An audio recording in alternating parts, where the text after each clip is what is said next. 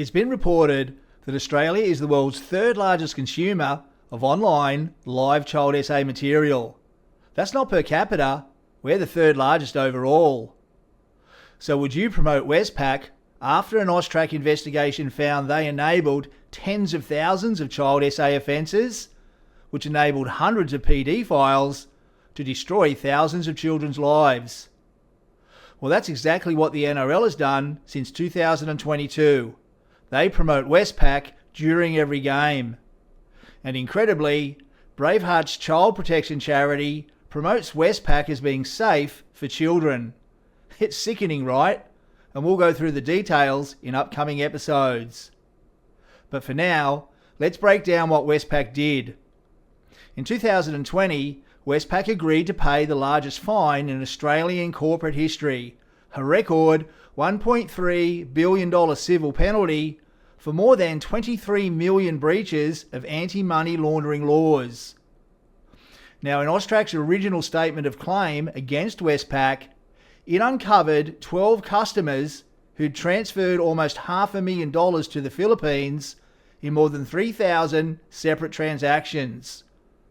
These transactions exhibited telltale signs of child exploitation, such as the live streaming of child SA offences and even PD files meeting up with children while they were overseas. If you want to check out for yourself or you want more details, there's a link to the ABC News article in the description.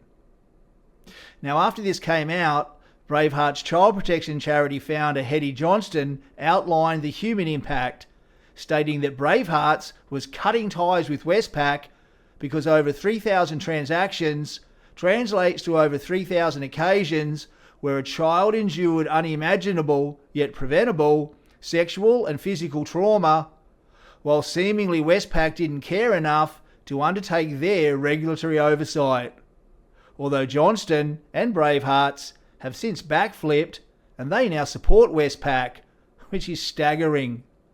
Anyway, Hetty Johnston's claim that Westpac was associated with over 3,000 child SA offences was just the tip of the iceberg, because that was only for the first 12 customers. AUSTRAC identified another 250 customers, so the actual number of child SA offences was more like 65,000, meaning Westpac enabled over 260 PD files to destroy thousands of children's lives. Is Westpac guilty? Well, they agreed to pay the largest fine in Australian corporate history, so I think we can all join the dots, right?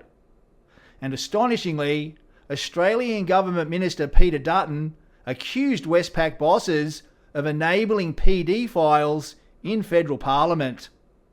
It's clear, Mr Speaker, that the Westpac banking bosses, through their negligence, have given a free pass to pedophiles, and there is a price to pay for that, Mr Speaker, and that price will be paid, and we've been very clear about it, Mr Speaker.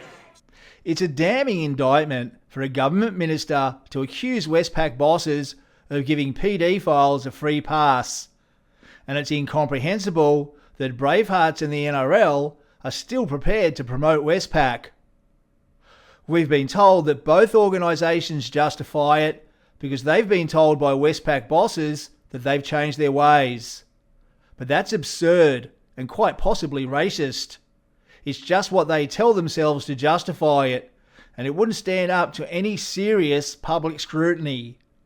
Firstly, nothing Westpac is doing now can make up for the thousands of children's lives that have already been destroyed, and it's sickening that anybody would make that claim. Those children, who are underprivileged to begin with, will be forced to endure a lifetime of unimaginable suffering, and they're at a high risk of developing severe mental health issues, drug addiction, unemployment, unstable relationships, and a significantly shorter life expectancy. Secondly, if it were the heads of Bravehearts or the NRL whose children had been abused, in my opinion, there's no way they'd agree to promote Westpac, right? And thirdly, there's a serious racial element to this. Do you think the NRL or Bravehearts would promote Westpac if it had enabled thousands of Australian or US children to be abused, rather than the thousands of underprivileged Asian children with no voice. Those Asian children may not matter to the NRL or Bravehearts, but they do matter, and the Australian Human Rights Commission needs to step in.